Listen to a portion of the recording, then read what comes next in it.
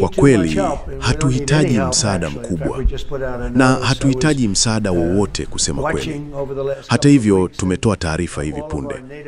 Nilikuwa nafuatilia katika wiki kadhaa zilizopita, na washirika wetu wote wa NATO walikuwa wanaunga mkono sana kile tulichofanya.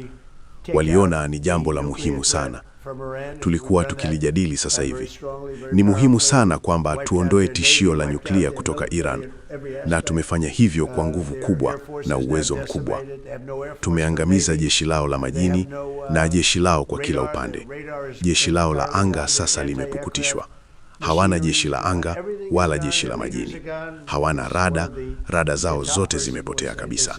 Mitambo yao ya kuzuia ndege imetoweka. Kila kitu kimekwisha. Viongozi wao wameondoka.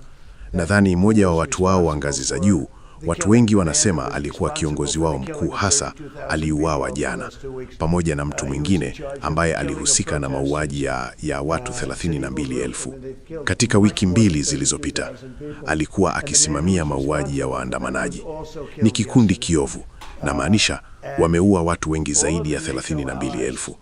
Na mtu aliyehusika na hilo naye aliuawa jana.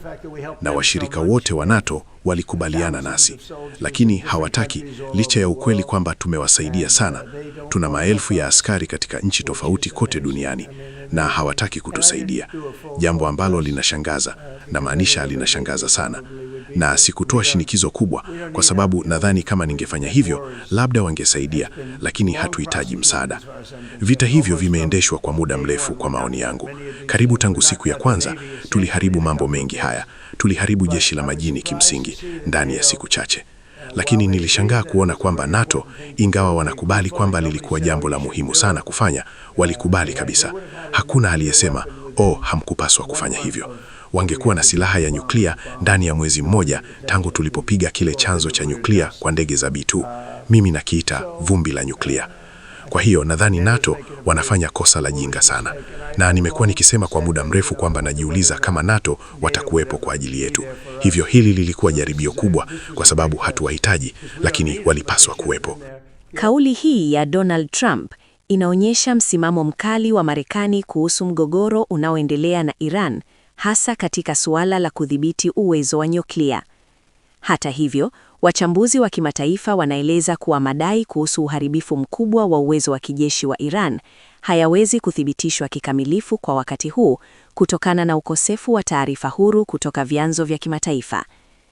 Aidha, kauli yake kuhusu NATO inaibua maswali kuhusu mshikamano wa washirika wa Magharibi katika kushughulikia mgogoro huo, huku baadhi ya nchi zikionyesha tahadhari ya kutojihusisha moja kwa moja na vita. Wataalamu wanaonya kuwa mvutano huu unaweza kuendelea kuathiri usalama wa kimataifa pamoja na uchumi wa dunia, hasa katika sekta ya nishati na biashara ya kimataifa. Kwa sasa, hali inaendelea kufuatiliwa kwa karibu, huku juhudi za kidiplomasia zikihitajika ili kuzuia kuongezeka kwa mgogoro huo.